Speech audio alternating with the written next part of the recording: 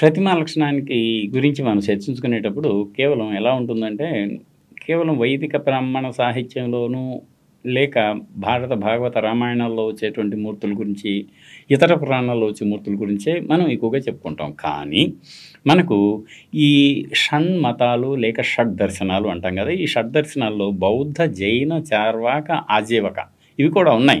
కానీ వాళ్ళు కొంతమంది విగ్రహాలను ఆరాధిస్తారు, కొంతమంది విగ్రహాలను వద్దంటారు. బుద్ధుడు కూడా నిజంగానే దేవుడు ఉన్నాడా లేడా అంటే మౌనం వహించిన మాట నిజం. దానికి ఒక ప్రధాన కారణం ఉంది. అంతేగాని ఆయన దేవుడు లేడు అని ఈనాడు చెప్పలేదు. మౌనం వహించాడు అంతవరకే. అట్లా ఈ బుద్ధునికి ప్రతిమా లక్షణం ఎలా, అసలు ఎందుకు అవసరమైంది అనేది ఏమిటంటే, ఈ మహాయానంలో మీకు తెలుసు బౌద్ధం థేరవాదం, మహాయానం, వజ్రయానం 3 దశల్లో విలసిల్లింది. ఈ థేరవాదంలో బుద్ధుడిని కేవలం ఆయన వచనాన్ని బుద్ధుడిగా భావించేవాళ్ళు. స్తూపాన్ని, చిహ్నాల్ని ఆయన ఎక్కడైతే ఏ వజ్రాసనం మీద కూర్చొని వజ్ర సంకల్పంతో సమ్యక్ సంబోధిని సంతరించుకున్నాడో, ఏ బోధి వృక్షం కింద కూర్చున్నాడో అదిగో వాటినే ఆరాధించేవాళ్ళు.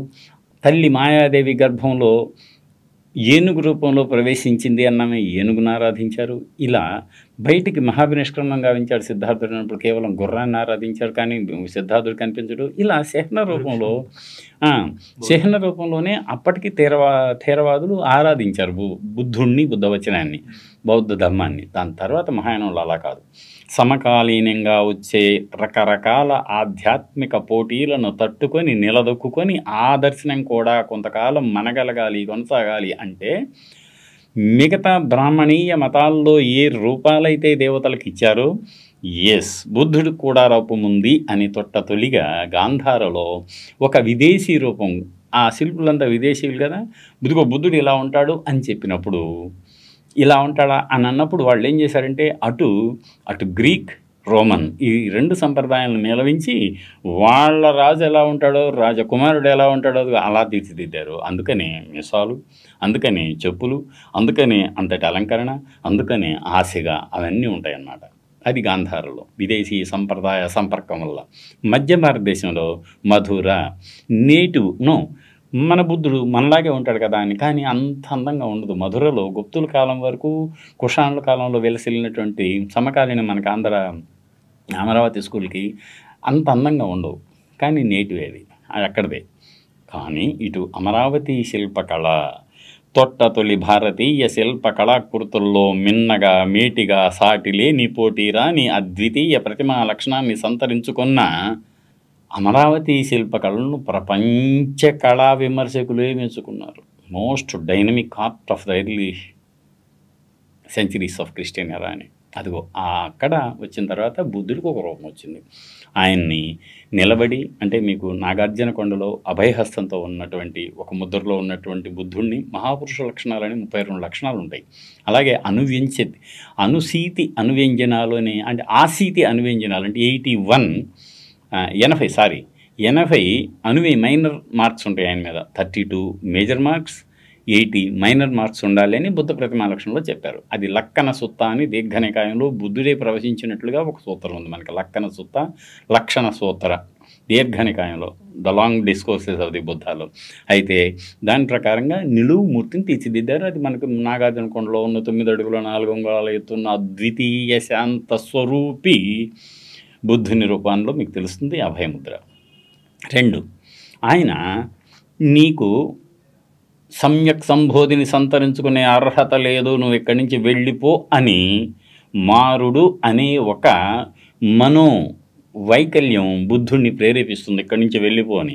తన 3 కూతులైన రతి, అరతి, తృష్ణ అనేటువంటి 3 కూతుళ్ళు ఎదురుగా వాళ్ళు నృత్యం చేసి ఈయన్ని కవ్వించి తన పట్ల మమకారంతో ఆకర్షించి ఆయన తదేగ్రతకు భిన్నం కలిగించాలన్న ప్రయత్నం, దాన్ని అటాక్ ఆఫ్ ది మారా విత్ హిజ్ ఆర్మీ అంటారు.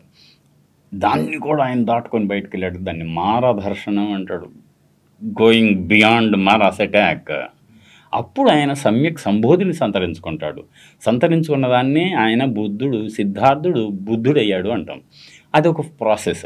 ఆ ప్రాసెస్ని నా దగ్గరే ఉంటే ఎలా, ఇది నేను అనుభవపూర్వకంగా 6 ఏళ్ల కఠోర సాధన ద్వారా సంతరించుకున్న అపార జ్ఞానం, దీన్ని నేను నలుగురికి అందించాలి కదా అని ఆయన బుద్ధగయలో సమ్యక్ సంబోధిని సంతరించుకున్న తర్వాత కాలినడకన సారనాథ్ వెళ్ళి యూపీ వారణాసి పక్కనే సారనాథ్ వెళ్ళి తన పాత మిత్రులైన పంచవర్గీయ భిక్షులు 5 భిక్షువులకి మొట్టమొదట తనకు అనుకున్నది ఏమిటో చెప్పాడు.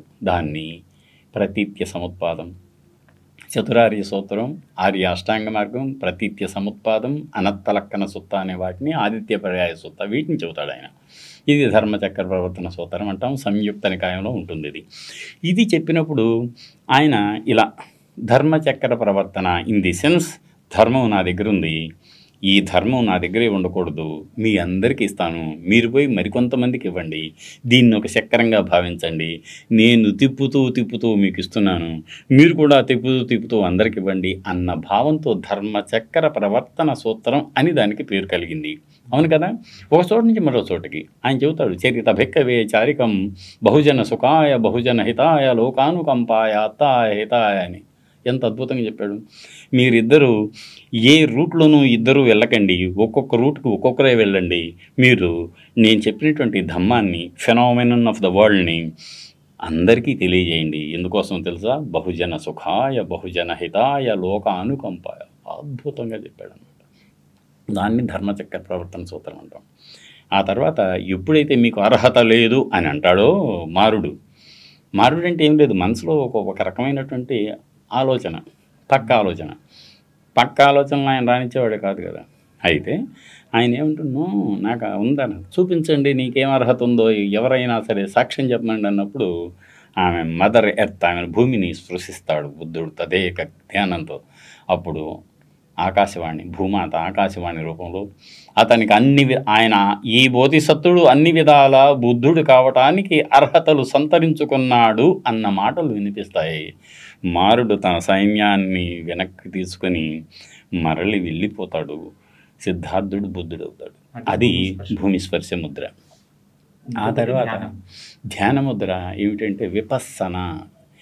మీకు మీరే లోపలికి చూసుకోండి, మీకు మీరే ఒక అద్దం కండి, ఆ అద్దంలో మీరు ఏం చేశారో దాన్ని అక్కడ ప్రతిబింబించుకోండి. మంచి కుశల కర్మలు చేశారా, అకుశల కర్మలు చేశారా, మనలో ఉన్న క్లేశాలు ఇంకా కొనసాగుతున్నాయా, వాటిని నిర్మూలించారా. బుద్ధుడిని భగవాన్ అని ఎందుకంటారు తెలుసా? భగ్గమోహ భగ్గరాగ భగ్గద్వేష, మోహ రాగ ద్వేషాలని భగ్గనం చేసినవాడు కాబట్టి భగవాన్ అన్నారు. అది రాను రాను భగవాన్ బుద్ధ అయిందనమాట. అట్లా అది దానికి కారణం ఏంటంటే ఆ భూమి స్పర్శ ముద్ర తర్వాత ఆయన బుద్ధుడు కావటం. దాని తర్వాత మీకు ఒకటి అభయమైంది ధ్యానం. ఈ ధ్యానం అనేది ఏమిటి? విపස්සన గురించి ఆయన చెప్పినటువంటి గొప్పది, అసలు గొప్ప టెక్నిక్ ఇచ్చాడు ఆయన. ధ్యానం లేకపోలేదు, మనకి సాంఖ్యంలో ఉంది కదా, లేకుండా పోలేదు, ఆయనకు ముందుదేది. ఈయన కొత్తగా కనిపెట్టింది అంటూ కాదు, కానీ అప్పటికి ఉన్నటువంటి దాన్ని సరిగా అర్థం చేసుకొని ఆచరణలోకి తెచ్చినటువంటి గొప్ప వ్యక్తి. దాన్ని మనకు అందించాడు. మనం దాన్ని అవగాహనతో ఆచరిస్తే మన జీవితం కూడా హాయిగా ఉంటుంది. ఆయన ఏనాడు మిగతా వాళ్ళని దూషించమని ఏనాడూ చెప్పలేదు.